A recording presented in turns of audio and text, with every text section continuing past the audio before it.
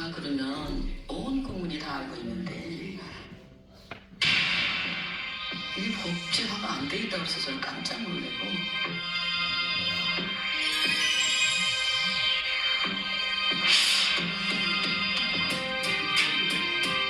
시청자 여러분 안녕하십니까? 거리를 지나치는 사람에게 대한민국의 나라꽃이 뭐냐고 물으면 아마도 무궁화라고 대답할 것입니다. 시청자 여러분, 대한민국은 법률적으로 나라꽃이 존재하지 않는다고 하면 믿으시겠습니까? 오늘은 한국 무궁화 어머니회 정사라 회장님과 차우수 정책위원장님을 이 자리에 모시고 한번 자세한 말씀을 들어보겠습니다. 안녕하세요, 회장님. 네, 안녕하세요. 예, 안녕하세요. 예. 그 한국 무궁화 어머니회가 어떤 일을 하는 단체입니까, 회장님? 방금 말씀하신 것처럼 무궁화 그러면 온 국민이 다 알고 있는데 이게 법제화가 안 돼 있다고 해서 저는 깜짝 놀래고 그래서 어머니들이 모여서 의논을 하다 보니까 이건 반드시 이건 법제화 돼야 되겠다 이렇게 해서 모아진 그래서 나라운동하는 이제 그런 모임이 됐죠. 정책위원장님께서도 알고 계셨습니까? 저도 회장님을 통해서 알게 돼갖고 너무 놀랐고요. 예. 저도 우리나라에서 초중고등학교를 나왔고 대학을 나왔고 이렇게 해봤지만 무궁화가 법제화가 안 됐다는 거에 대해서 정치안이 놀랬고 이런 부분들은 너무 심각하구나. 그래서 어머니가 바로 서야 나라가 바로 서는 것처럼 우리 회장님께서 어머니로서 나라의 역할을 하신다면 충분히 우리가 바로 설 수 있는 기회가 되지 않을까 이렇게 생각합니다. 그러게 말입니다. 동전에도 기차에도 국가의 모든 수량에도 무궁화꽃의 이름과 신분이 있는데 어떻게 이런 일이 일어났는지 참 믿을 수가 없습니다, 회장님. 그렇습니다. 예, 아이고 참 이런. 그런데 그런 어머니들이 지금 이제 이 일을 바로잡고자 이렇게 나서신 거죠? 예, 어떤 일을 지금 하시려고 합니까? 이제 맨 처음 하시려고 하는 일이. 앞서 말씀드린 것처럼 이게 무궁화 대통령 인장, 나라 인장 뭐 전부 뭐 다 무궁화인데 이게 법으로 안 돼 있다고 하니까 그래서 이건 법제화를 반드시 시켜야 되겠다 해서 그 일을 중점으로 하려고 합니다. 무궁화꽃이 우리 민족과 함께했다는 게 오래전부터라고 하는데 사실 그렇습니다. 그 부분 좀 자세히 좀 말씀 좀 해주십시오. 예, 그렇습니다. 이 무궁화에 대해서는 그 중국의 오랜 문헌, 최초의 문헌이라고 하죠. 산해경이라고 하는 그 문헌에 보면 우리나라를 군자의 나라라. 거기 가면 무궁화가 많이 있다. 이렇게 기록이 되어 있다고 해요. 네. 그리고 또 이제 제가 보니까 그 무슨 책자를 발행하신다고 그 단체에서 그래서 그 내용은 또 어떤 내용입니까? 무궁화에 관련된 거 책자입니까? 그렇습니다. 예. 왜냐면은 이제 무궁화가 어려서부터 아이들한테 교육을 해야 되는데 그런 교육이 세상에 요즘 없지 않습니까? 네. 그것을 이제 우리가 어른들로서 자녀들한테 무궁화 교육을 안 시켰다. 이제 그런 책임감.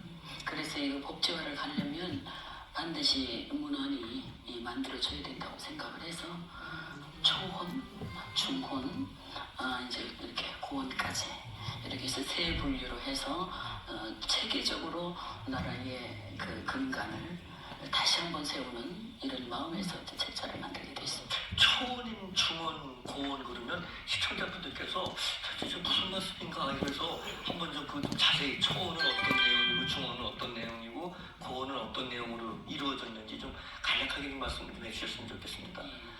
그 초혼이라고 하는 것은 원래 무궁화가 그 천지화라 해서 이제 후라를 이제 말씀을 하거든요. 그래서 이제 이게 초창기 시작을 그 산해경 때 그때서부터 이조말 그때까지를 이제 초혼으로 이렇게 보고요. 그리고 중고는 그때서부터 지금 2024년이지 않습니까? 여기까지를 이제 중원으로 보고요. 그다음에 2024년 이후는 이제 마지막 고원으로 보는 거죠. 발전이니까. 그럼 저는 이렇게 우리나라 그 무궁화 꽃이 이렇게 오래전부터 우리 민족과 함께하고 또 이랬다 저도 오늘 처음 알았습니다. 부끄러운 일이지만 이렇게 이런 일들을 이렇게 만들어 주시고 또 이렇게 관심 갖고 역시 대한민국 어머니는 위대하다고 합니다. 예, 우리나라가 지금 많은 그 혼란 속에 있습니다. 지금 뭐 이념, 세대, 젠더, 빈부 뭐 이런 그 갈등 속에 있는데 향후 그 우리나라 대한민국의 발전에 아마 이런 일들이 발목을 잡지 않을까 하는 생각이 듭니다. 어머니들은 대한민국의 근간을 이루시는 분들 아니겠습니까? 특히 어머니 모임의 그 회장님으로서 또 대표로서 또 어머니 한 분으로서 이런 현실을 어떻게 지금 인식하고 계십니까? 그 모두가 다 아시다시피 지금 너무나 이제 어수선한 시대잖아요. 이것을 무엇으로 정리해보면 좋을까를 생각을 해봤죠. 하다 보니까 우리나라가 세 나라로 갈라졌어요 원래. 그러니까 조선족, 북한, 우리 남한 이렇게 갈라졌는데 조선족은 백곳이죠. 백곳. 예, 백곳. 그것이고 북한은 한박곳. 한번보십니까? 예. 신들레가 아닙니다. 아닙니다.